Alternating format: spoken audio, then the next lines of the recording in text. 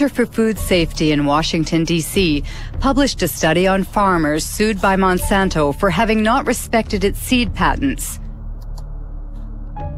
It found at least 100 lawsuits and many bankruptcies. Among the victims, Troy Rush, an Indiana farmer.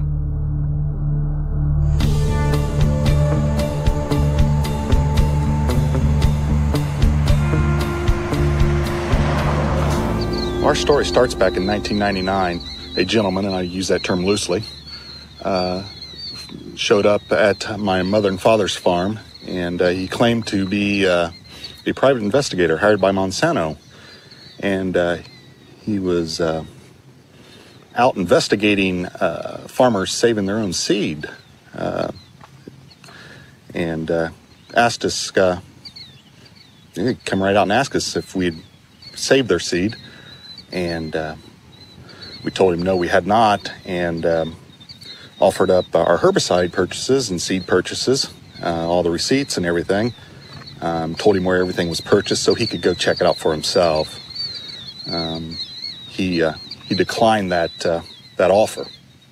And what occurred is then they sued us. Monsanto filed a lawsuit against myself, my father, and my two brothers. And Monsanto presented us with documents that they claimed were samples taken from our farms. To obtain those samples, Monsanto had to have trespassed upon our land without our permission and stole those samples. That year, I recall we had 492 acres of Roundup Ready soybeans, and they were growing under contract for a company for seed. And the contract was very specific. It spelled out the specific fields, so it wasn't a problem in isolating those fields. Everybody knew it.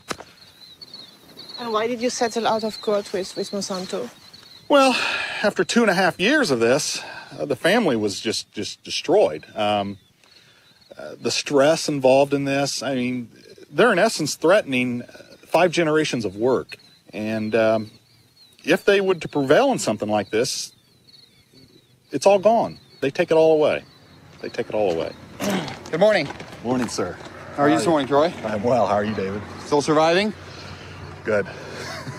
Troy Roush and David Runyon grow conventional soybeans. They have been victims of the so-called gene police. Created by Monsanto to enforce its law in the fields, the gene police sow fear in rural America, where farmers denounce the totalitarian methods used in a GMO-dominated world. I have some pictures here for you, Troy, I'd like you to look at. Okay. Here's what I have done, Troy, to help prevent re-entry on my farm of anyone coming onto my farm. It was in July of 2003.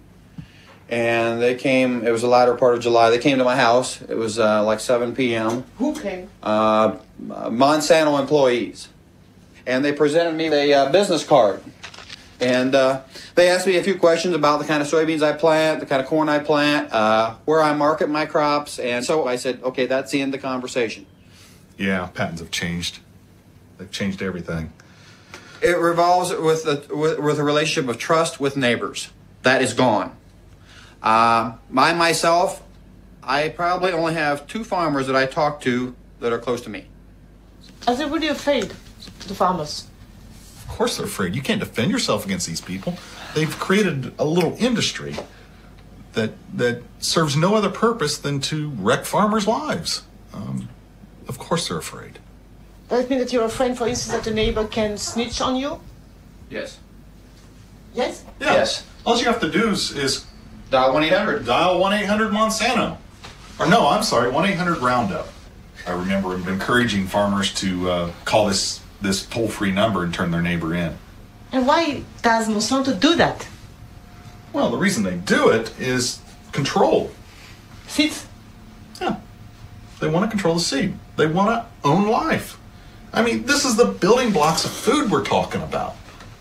They are in the process of owning food. All food. Between 1995 and 2005, Monsanto acquired over 50 seed companies throughout the world. These companies produce corn, cotton, wheat, and soybean, and also seeds for tomatoes, potatoes, and sorghum. Everywhere, people worry about Monsanto's monopoly, which in the long term threatens to wipe out all non-transgenic varieties. Monsanto doesn't agree and speaks only about the benefits of biotechnology, especially in developing countries like India. Our products provide significant economic benefits to both large and small growers.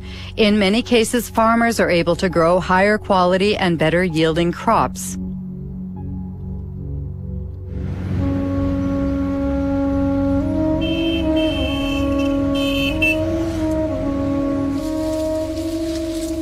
India is the world's third largest cotton producer.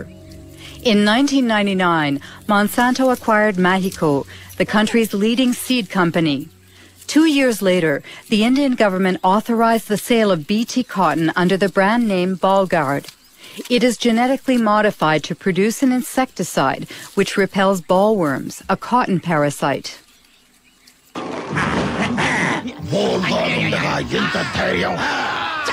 బోల్గార్డ్తో రాత్రి పగలు రక్షణ చూసారా Bollgard శక్తి యొక్క వాగ్దానం spray తక్కువ లాభం ఎక్కువ Bollgard ప్రతి విత్తనాలు కాయదులుచు పురుగులతో పోరాడే శక్తి.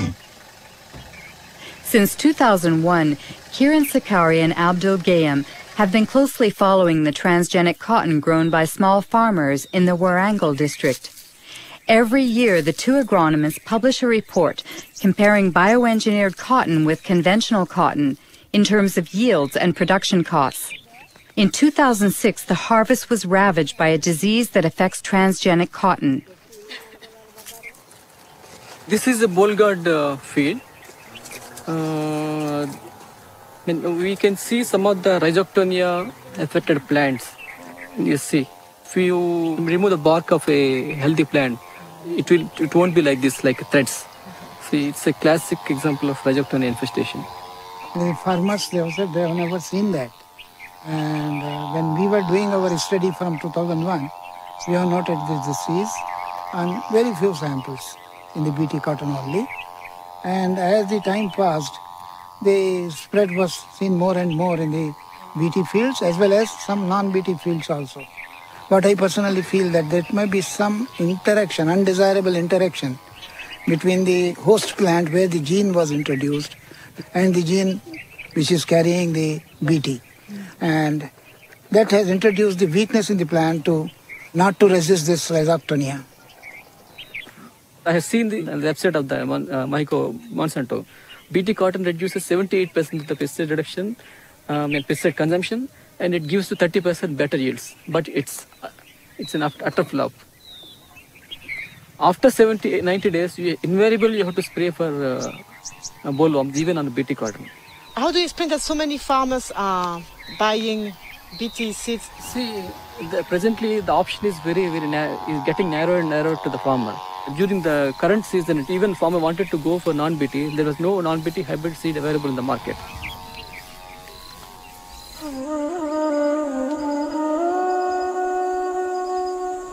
Today in India, Monsanto controls nearly all of the cottonseed market, forcing the locals to buy its seeds at prices 4 times higher than conventional varieties.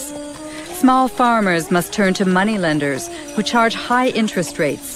If the harvest is poor, it means bankruptcy, a vicious circle which is decimating Indian villages.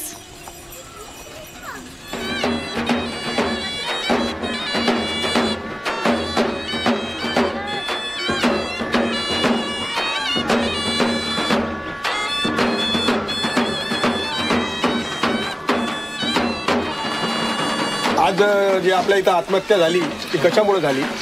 BT cotton? BT cotton. अजून काय कारण होतं? कर्जबाजारी. वय काय होतं? 25. हा, ही consumed pesticide 1 litre pesticide.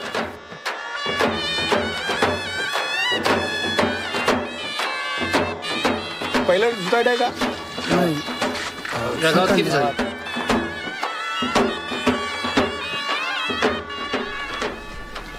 तुमचा subject कोणता एग्रॉनॉमी होता?